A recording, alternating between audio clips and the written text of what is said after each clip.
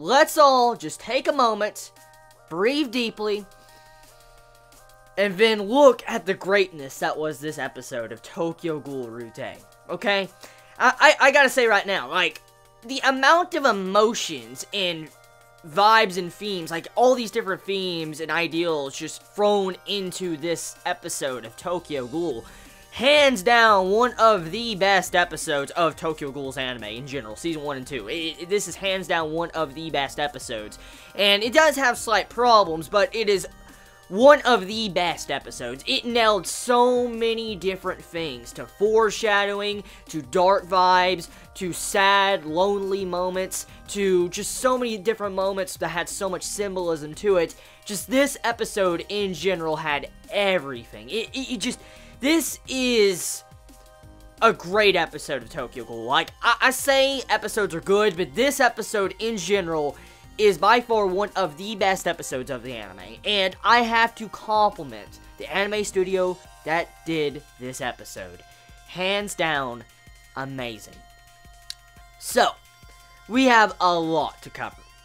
One thing I want to point out is the ending sequence after the ending song. If you have not watched the scene after the ending song, I recommend stop this video right now and go watch after the credits of this recent episode, or I am about to spoil you. I'm about to spoil you. So here it is. It is revealed that the child of the previous owl, the owl we saw in the last episode, is Eto. Eto is revealed, and it's not just that.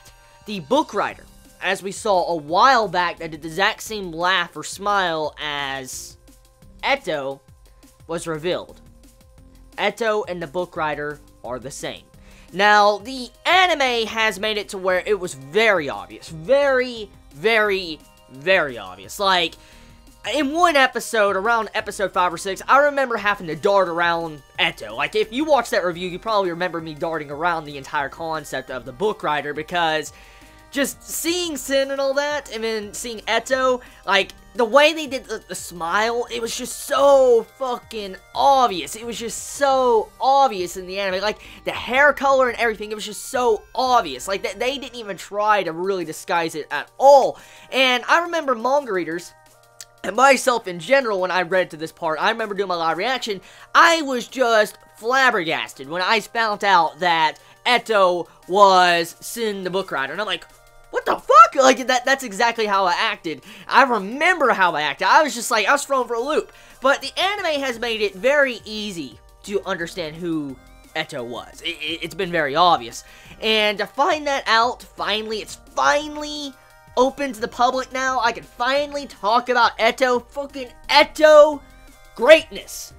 The one-eyed king greatness. Shit. Okay, I can finally get that off my chest. Okay, so now, it's not just that either. With Eto's reveal in this episode, it's not just that. We also see kind of the introduction to Arima in this episode. Now, we've seen him slightly off and on through Season 2. We've seen him even in Season 1 slightly. I remember seeing, like, him in a scene. And so, we know about Arima's existence since the beginning, but we, however, did not know how strong he was until this episode of Tokyo Ghoul. And to see the unbelievable stature of God Arima is just fangasm, man. Just fucking fangasm. Like, the sad thing is, they kind of cut out a lot of depth to Arima's character. Like, they cut out the flashback that really set up his character and why he is such a monster. Like, if you looked at this episode, I know majority of anime-only watchers, when they're sitting here watching this episode, I bet majority of you are probably shitting bricks. I would be shitting bricks. I would be shitting bricks if I was anime-only, because, you know what, I was almost shitting bricks, even just watching this as a manga reader, because just seeing my God Arima just, oh my god, just fighting Eto, man. He's just fighting fucking Eto. And oh, that was just so hype. That was so hype. When you see that, and you see them squaring off, that music that was used to animation, oh my god. Like, you clearly see that the entire budget that has been kind of lacking in a lot of these episodes in the middle part of Season 2 has went into these final episodes, because this episode in general, damn, there was some derps. I noticed some animation derps and art derps in this episode. I can't deny that. I did notice it. But the episode, when it came to a lot of these scenes, it was so fluid. It was just so fluid. And the art looks so good. Like, did you see that ending sequence? Like, the Eto ending sequence when you see Eto just vomit up her father. It's like a tall son, you know? I'm like, oh! You just see her smiling. That animation and art. Fangasm. Internal fangasm and external fangasming. That's exactly what that scene did to me. And so, just to see how these scenes were animated, I had to compliment the studio. Once again, I had to compliment. The animation was on point on a lot of these scenes. Now, like I said, I know there's some problems with the animation art in this episode. I know there's quite a few, but when the animation art really mattered, oh, it was good. It was really good. So, here's the thing. Getting back on topic. God Arima. Kicking ass. Just kicking ass. Did you see what he did to Eto? Like, Eto's just sitting there fighting and wrecking like everybody. All of a sudden, Arima comes in and just chops her arms off. You see her arms flying. She couldn't even touch him. Like, if you pay attention to the fight, Eto couldn't even touch Arima. Like, she could not even land a hit on him, like, hurt him. And so, if you see that, that's just crazy. He was just dodging like he's a fucking ninja. He's like, I'm a ninja. Yeah, you got Arima the ninja. That's exactly what he was. And when he's just seeing him dodge and all that, like, godly status, I was like, yo, this is just too good. Like, oh my god.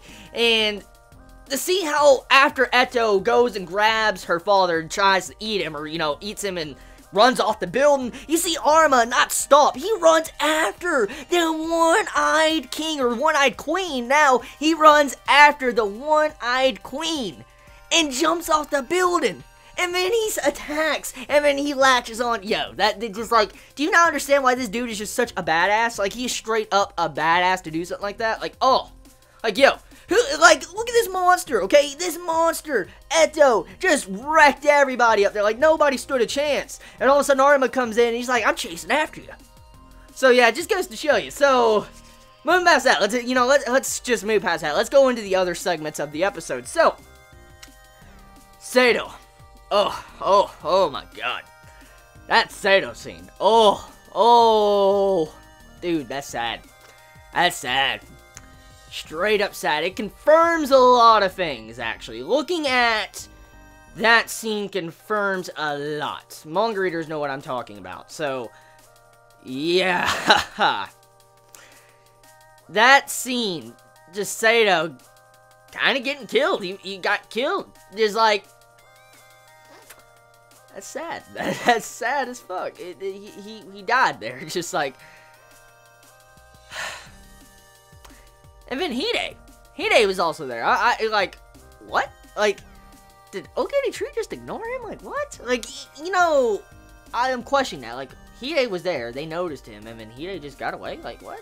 They let Hide get away? What? Like, I don't understand that. That's something I don't really understand. I know that's an anime original scene, but, like, I don't understand. Why did Hide get let go? Like, why'd they let him go?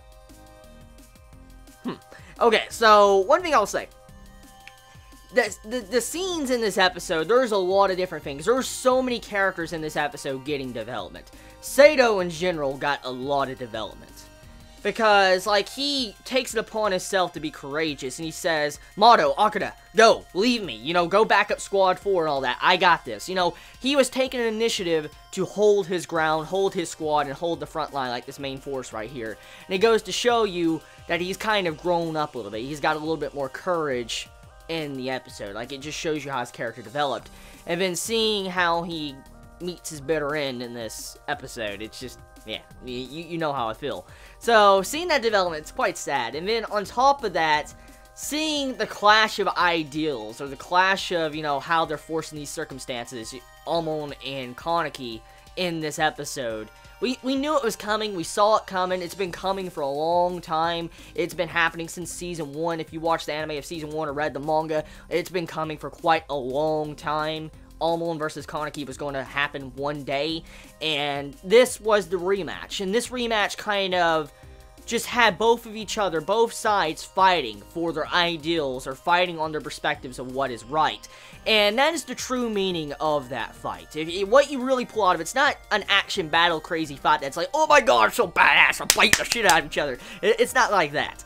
The main point of the fight was just seeing the ideals clash between these characters and how they've been forced into this situation as enemies. Because in the middle of the fight, Almond states like, I wish I could have met you in different circumstances. I wish I could just sit down and drink a cup of coffee with you. You know, just that scene right there has a lot of meaning, because they're forced into this circumstance because he's on CCG, and Kaneki's a ghoul, and CCG has to hunt ghouls, and ghouls have to run away from CCG and defend their lives. And so they're forced into this circumstance because of their status or where they're at in life, and to see that, it's sad. To see that moment, it has so much weight and meaning, and it actually plays a huge role in the overall theme of Tokyo Ghoul, because the main theme of Tokyo Ghoul is really about the fight between CCG and ghouls, and kind of how one day maybe they might have coexistence. Maybe. Because, as I said, I remember when I was an anime only, and I said in Season 1, I remember it was Episode 3, I think it happened, or Episode 4, I remember in Season 1 when I reviewed it, I stated, like, the key to the series, how I see it kind of ending, Almond and Kaneki are going to be the bridge. They're going to be the foundations or the pillars for the bridge for ghouls and humans can learn to coexist. I said that a long time ago in Season 1. And once again, I bring that up to the forefront to let you know, it's very obvious Almond and Kaneki are going to be the main pillars that probably structure the path to coexistence. And that is brought up once again in this episode.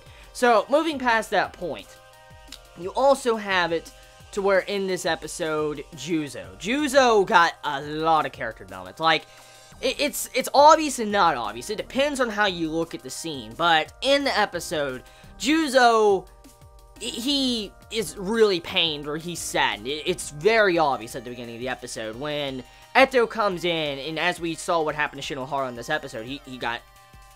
Yeah, we saw what happened. He just got stabbed, and yeah. I don't even want to talk about it. That's sad as fuck. So, just to see Juzo go and kind of remember about what Shinohara said to him, was like, you know, if you were to die, Juzo, I'd be sad. And then Juzo remembered that, and then it's kind of like Juzo for the first time, he's slightly opening up to someone. Like, Juzo as a character, he's very misunderstood. You can look at him as if he's a psychotic bastard. A lot of times you could look at him like that. You could look at the character like that. But Juzo is a misunderstood character that does have a heart, but the way he was raised was different from others. And to see how he finally kind of considers Shinohara maybe as a very close friend or even a father figure, you can get kind of sad about that, and it's tragic. It's like he saw his own father cut down in this episode, and when he started thinking about it, he charged Eto without any worry about his life. He just wanted to get vengeance for the person that he just lost. And that right there just goes to show you the development Juzo had, because, let's back up. Just back up real quick. Juzo didn't really care about others. The way he is showing his personality, he didn't care about others. And then, in this episode, you clearly see he cares about Shinohara a lot. And that right there just shows you how much weight he is now carrying and how much he has changed since the starting point with his character. So another beautiful way to display character development for Juzo, I have to hand it. Even though there was a lot cut out with certain details, I have to say I liked it. I really liked that scene. So this episode of Tokyo Ghoul Route A, I will say, a brilliant episode. It was a really brilliant episode. It has its issues, it has its problems, but it's a very good episode, and it got the point across for a lot of these emotions and tension and stuff building up. So what will happen? Next week is the finale. Let me know your thoughts in the comments below. Please be safe. Chibi out.